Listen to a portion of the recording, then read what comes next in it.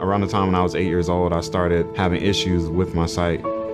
I was going to become blind, and it was a gradual process where I would go to sleep, wake up the next day and see a little less than what I did the day before, until one day I couldn't see anything anymore.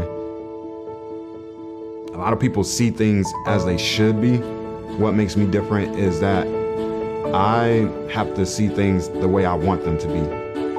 I don't see people's disapproval and approval. If it's something that I believe that I can achieve, I go after it relentlessly.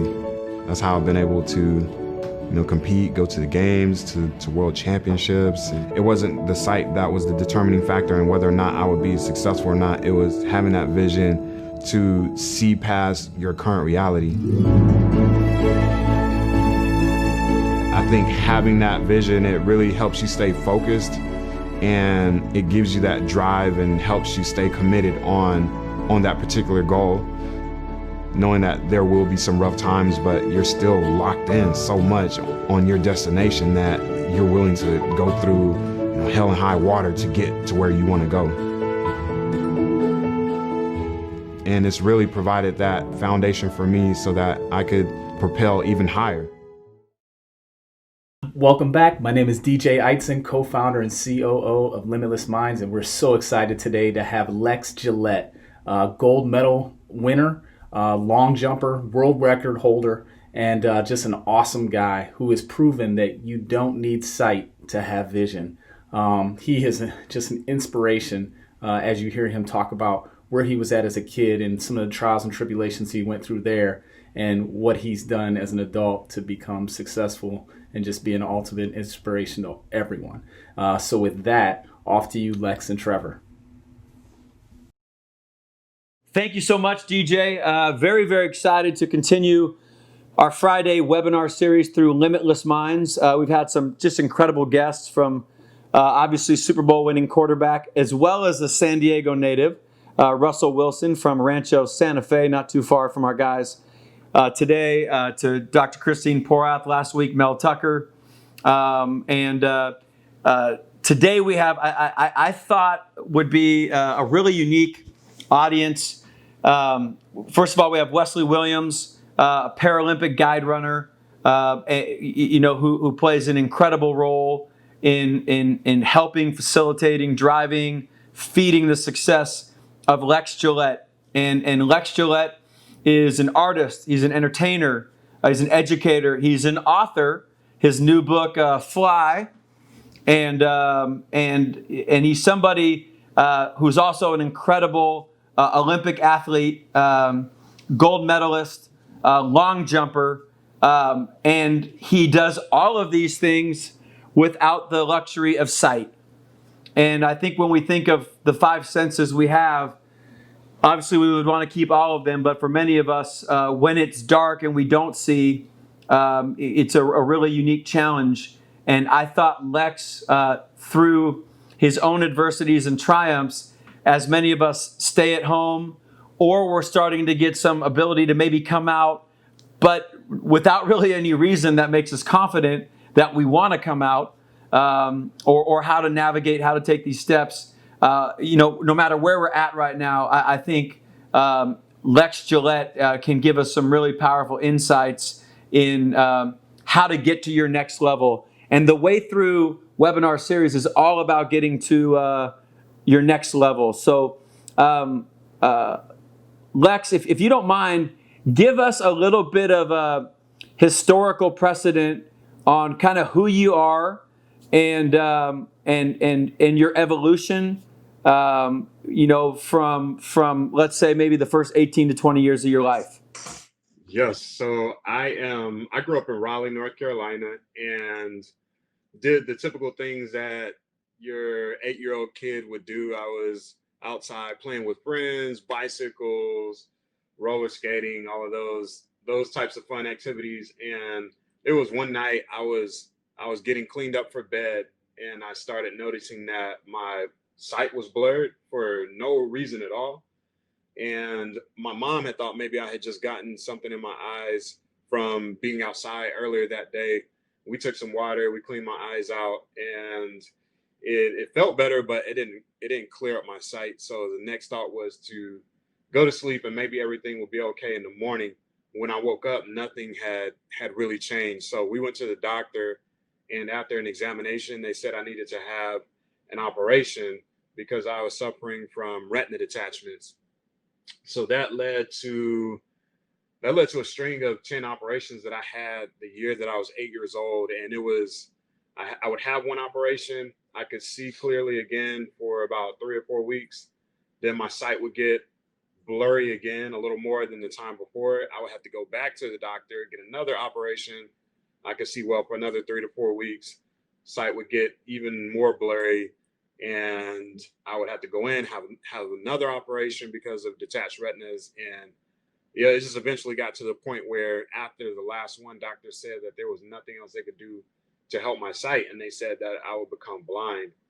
And as an 8-year-old kid, I think the first thing that you think about when somebody says that to you is, am I going to be able to play my video game still? Am I going to be able to draw pictures? And eventually, I would go home, go through my normal routine. I would go to sleep, wake up the next morning, and I would see a little less than what I did the day before until one day I woke up and I couldn't see anything. So at that point, reality hits, and it hits you in the chest, and now you're living in this world of total darkness. And it was hard for sure.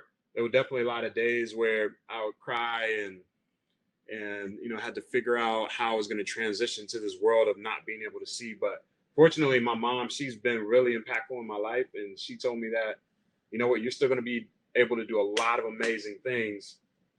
You just may not be able to see them with your eyes.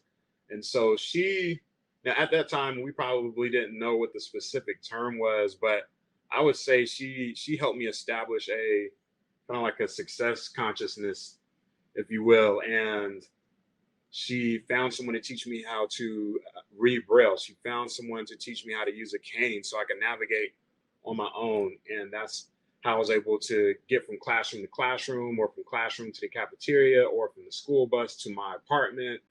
Excuse me. I learned Braille so that I would be able to get through school. I learned how to use different pieces of technology. Technology is amazing, obviously, and they have done so much to help help make things accessible. So long story short, that helped me see that, you know what, I still can be successful in life. And my mom's main goal was to ensure that I would be independent and I would be able to survive on my own. But once I got into high school, that's when I found out about sport and about track and field. And it was through a physical fitness test that I discovered I was really good at jumping. I could stand in one spot and I could jump 10 feet. What, Lex, before we go into that, if I'm listening to this right now, 8 years old, 10 surgeries, what was the fear like? Did you believe each surgery that they were going to last? Or did you have this feeling, this fear that eventually you were going to sort of enter this tunnel that would be dark? I mean, what was that like? I mean, because I think so many people right now are dealing with these states of fear, like what's going to happen? When can I go outside? And you sort of had this unpredictability, you're obviously really young, but what would your mindset be like after a surgery? You talk about, building this success consciousness, which I think is amazing, but you're 8 years old, you're second grade. What was it like? Did you have an expectation you were going to make it, or was it this sort of inevitable feeling that I'm just buying time? I think that, there was certainly some uncertainty, because with each operation I would be able to, I think the first couple ones, you're in your head, you're thinking that, okay, this is going to be good. I had the first one, I could see very clearly for that next month. And then everything gets tougher to see again. So that second one, you go in and have that operation, and it seemed like it worked. Like I could see for another 3 or 4 weeks. And I would say probably after that third or fourth one, that's when you really start to think to yourself, well, like, is this going to help? And with every time that I would go to the hospital and have to get prepped for the operations, it was very scary to go back in the operating room. And I can remember plenty of times where I would be on the operating table and they're rolling me down the hallway towards the room for the surgery, and I would try to grab door frames or just anything. I would try to do anything to not go back to the operating room because it's just a scary place to be. And I think that after once that ninth or 10th one came, my mom, she basically just made the decision like, look, that's Yeah, that's it. we're going to navigate that. So you literally would be going into the hospital and be grabbing things to not have to go through it. And Oh yeah, for sure. Yeah, for sure. Like nurses would have to try to hold me down, and it wasn't fun. and through that fear, and then ultimately settling on the fact that, all right, you were obviously sort of introduced into this lack of sight, right? Where you went through a transition period, not that you wanted it, but as you finally went where things finally went dark, and what was that moment like where you knew no more surgeries? Was it some relief that you weren't going to have to do that again? But then obviously a lot of, well, how am I going to navigate going forward? And is that where your mother, as a force multiplier, really helped you at that time? Yeah, absolutely. It was certainly relief because I didn't have to go through the anesthesia process anymore. I didn't have to get the gas mask put over my face to put me to sleep anymore. I didn't have to, wake up and have that groggy feeling of, laying there in the hospital for, a few days and then going home and having patches over my eyes and my mom having to put drops into my eyes. All of those things, that was no more. So there was certainly a lot of relief in that regards. But again, as I traverse through those first few months after that last operation, and the sight slowly starts to decrease until it's no more. I don't know. It's kind of like I think at some point I think I came to the mindset of, what, this probably is going to be my reality. Yep. And yeah, eventually that's what it was. It did become, all dark, if you will. And I know my mom, she struggled also as well, but I love to hear my mom tell this story about, she was in the living room one day, and I think she was just thinking and contemplating on things. And she says that I ran up to her and say, hey, mom, like, I need to learn how to read dots. And she said that when I told her that was a calm that came over her, that let her know that, hey, he gets it. Like, he knows that this is the new plateau. What role what's your understanding of fear, and what advice do you have for people right now that are truthfully afraid? And I think, Wesley, you understand that. I mean, we all, like, you obviously didn't understand, what it was going to be like to not be able to see. In the same way, there's a lot of people that don't understand what the future of our country looks like. I mean, obviously, I think we inevitably trust that we'll get back to some version of normal. But what advice do you have? How do you look at fear, and how have you been able to navigate through it? Because obviously there were going to be things you weren't going to be able to do the same way, but at the same point, there were going to be a lot of things you were going to be able to do. Can you give us some insight on that and maybe some advice for people right now that truthfully are afraid, to go outside, to be around other people, not knowing to grab a box of Cheerios and not know if Cheerios has like the disease on it, what did you learn about fear? How have you dealt with it? And what advice do you have for people dealing with it? Man, from a fear standpoint, those first few years, I think fear probably was really evident because I was thrust into this new world and I'm having to figure out how to navigate, how to maneuver, how to interact with others, how to walk around and navigate my neighborhood at school. And all of those things initially were scary. They were new experiences. And I always had, my mom kind of set up that environment for me. So at least from a home standpoint, I was encouraged to go outside still and to learn my surroundings, to know how many steps it took to get from my front door to the curb of the street, or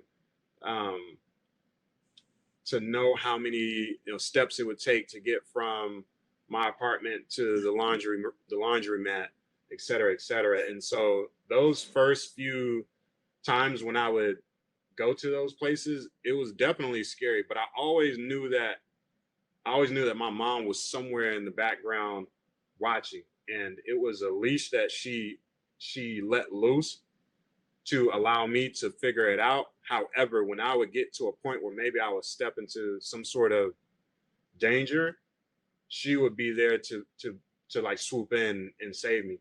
Okay, so you had that trust. Exactly. And so with each time that she would let me go out and kind of do my thing, that helped build that armor. That helped build that courage. And I became adventurous and I became curious and trying to figure out, all right, well, I know that it takes 10 steps to get to the laundromat. Like what's 15 steps further than the laundromat? What's back here? and you just try to, I don't know, you just get to this point where there is this appetite for discovering and exploring. And what I learned from that was it was eliminating that limitation or that boundary that I previously may have had in my head.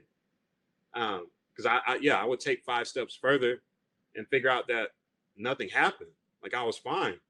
I learned there was I had more room to roam. I had more freedom. And so when you, I guess, circle back to your point about today, obviously COVID-19 and coronavirus it is scary, and there's so much information out there about it.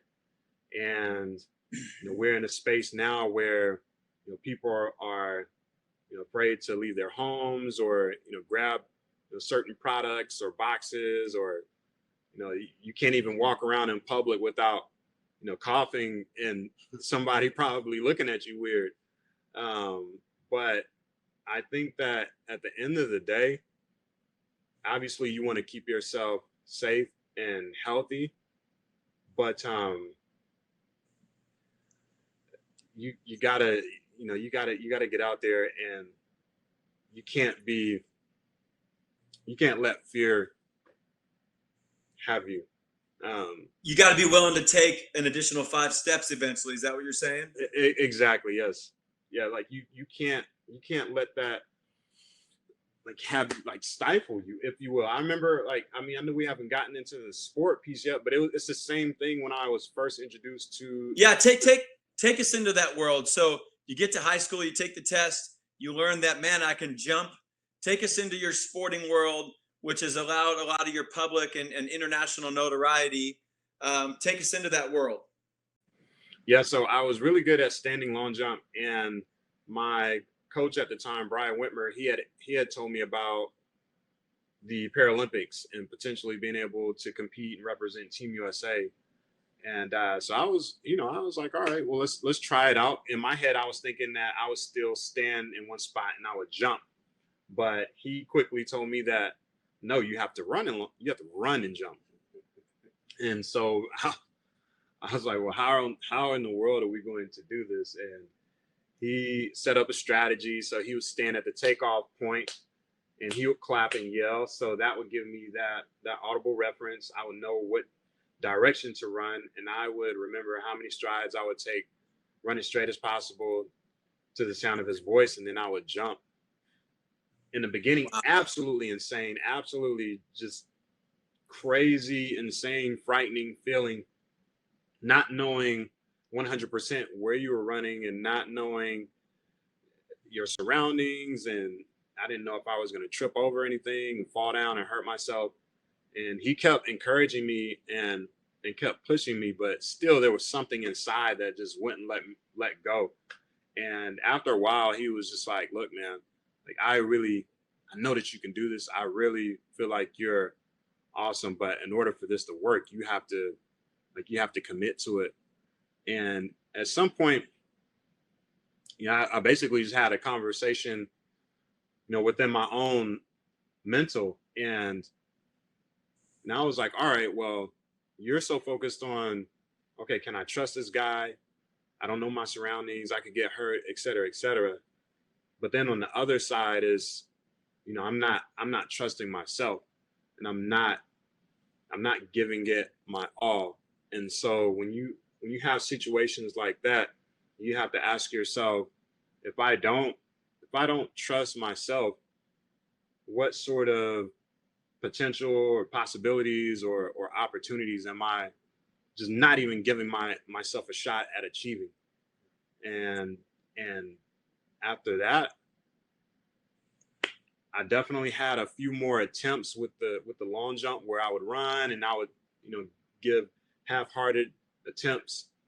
But a few months later, after we had, started on that journey, one day I just committed and I just let my entire body land into the sand. And I said, you know what, this isn't that bad. I think I can try this. And in all of that time that Coach Whitmer was telling me about going to the Paralympics and winning gold medals and breaking records and representing Team USA and traveling the world and competing in front of like thousands of people, all of those things, that was etched in my mind. And so with each time that I would run and land in the sand, that vision became that much stronger. And that initial fear that I had was, it was pretty much behind me at that point. And help us understand some of the successes you've had.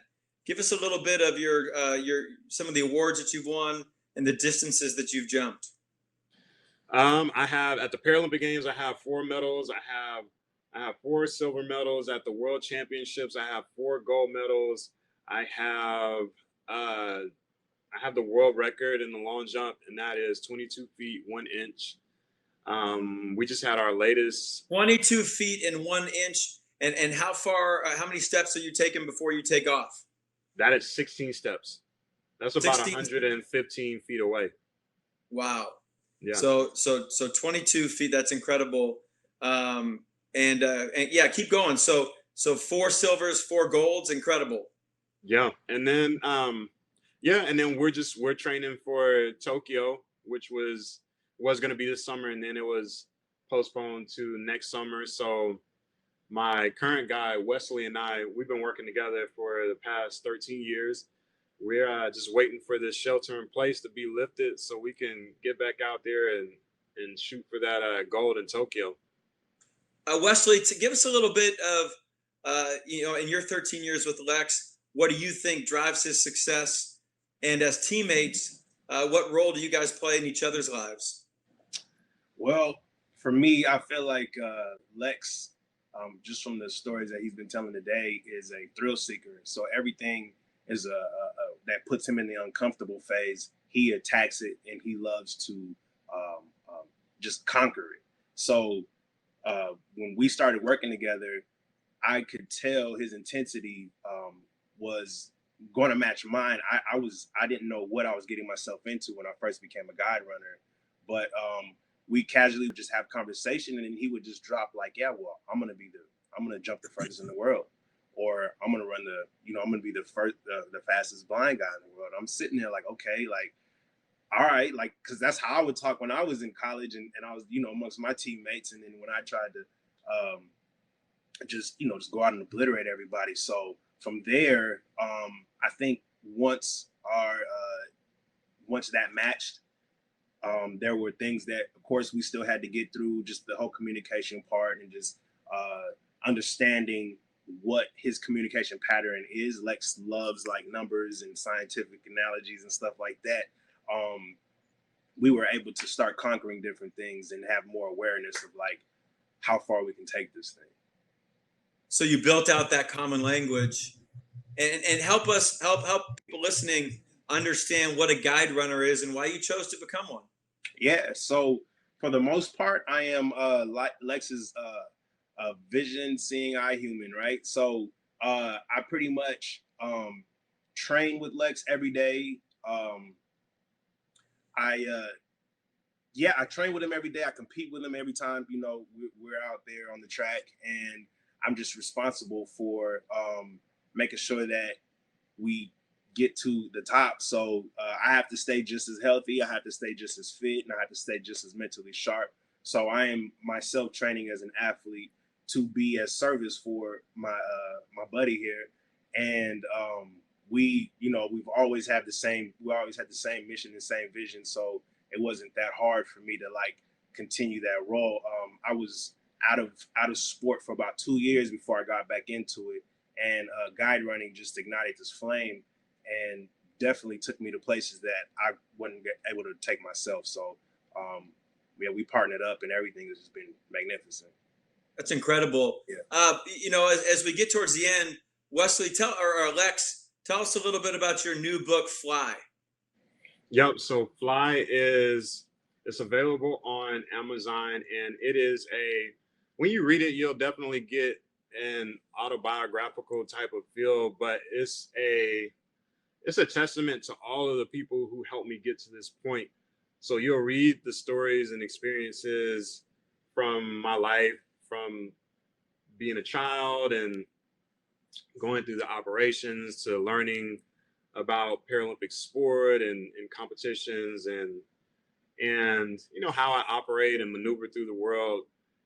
But the biggest thing is, taking those stories and experiences and leaving the reader with some applicable lessons and ideas that they can use in their own life and to be ultimately inspired. And of course, we didn't see any of this coming, no pun intended, with the coronavirus and COVID-19. But it almost felt like a nice time for it to come out, to hopefully give people some inspiration and to give them some vision at this point in their life, because honestly, I feel like people aren't able to, their vision isn't vast right now because of the fear and the uncertainty.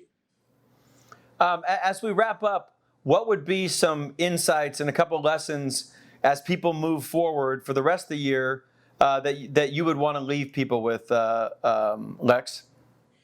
I would say that everything that's going on right now in terms of how we're conducting ourselves and how we're shaking and moving it's been a direct reaction to the COVID-19. And so what I'm saying specifically is that we're helping each other, we're caring for each other, we're showing more love for each other right now.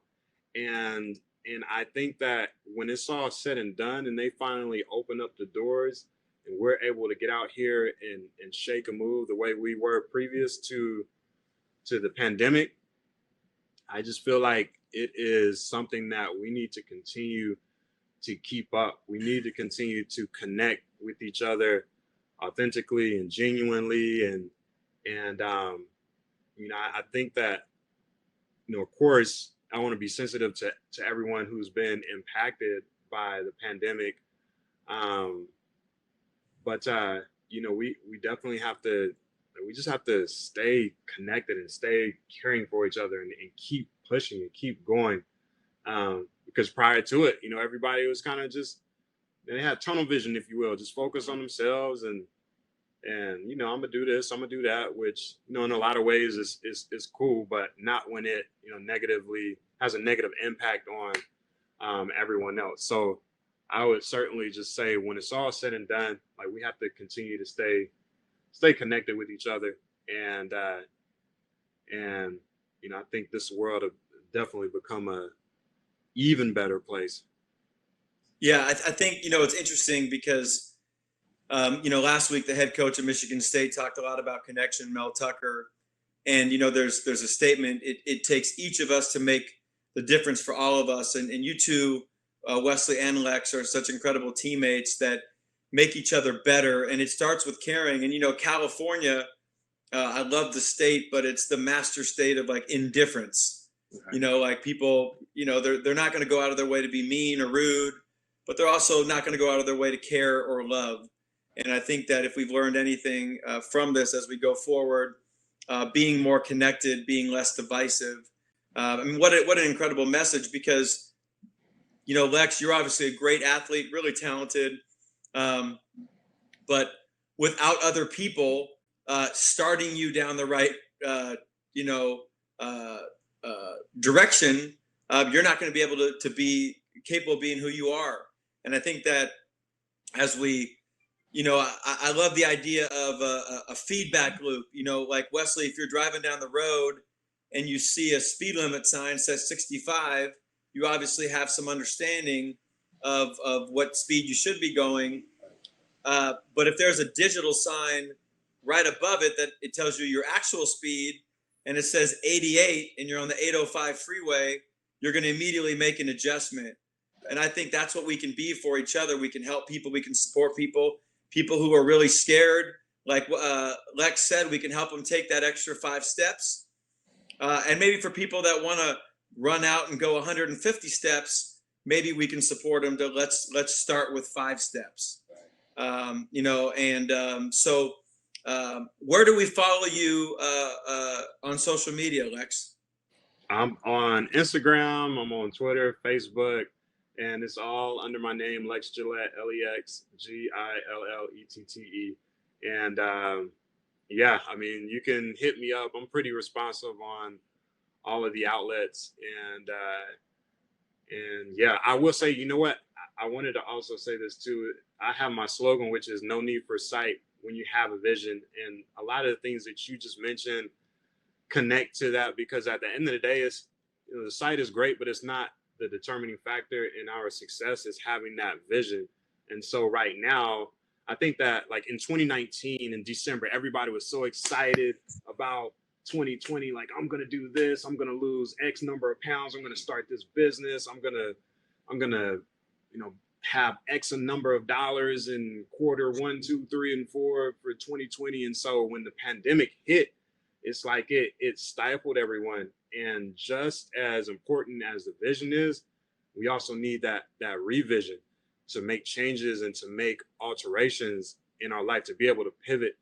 And I don't want your listeners or anyone in this world to give up on 2020, because like, things are going to change. Like, they're going to change.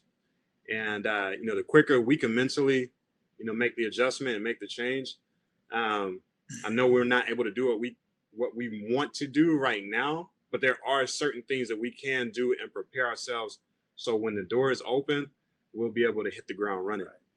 And I love that. We call that, staying neutral. Hey, this is the reality. We get it, but what happens next is going to be based more on what we do than how we feel. And I agree. A lot of people have probably conceded 2020, where we don't know.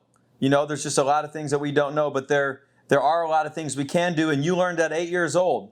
I can focus on, my first 8 years and everything I saw, or I can build a vision without sight, but equally with sight relative to the power it's going to have for what I'm going to accomplish. It's incredible to have you join Limitless Minds. You both of you are an incredible example of that. So many limitations are self-imposed. Obviously, plenty are very realistic, but instead of focusing on what you can't do, you've done an incredible job of focusing on what you can do.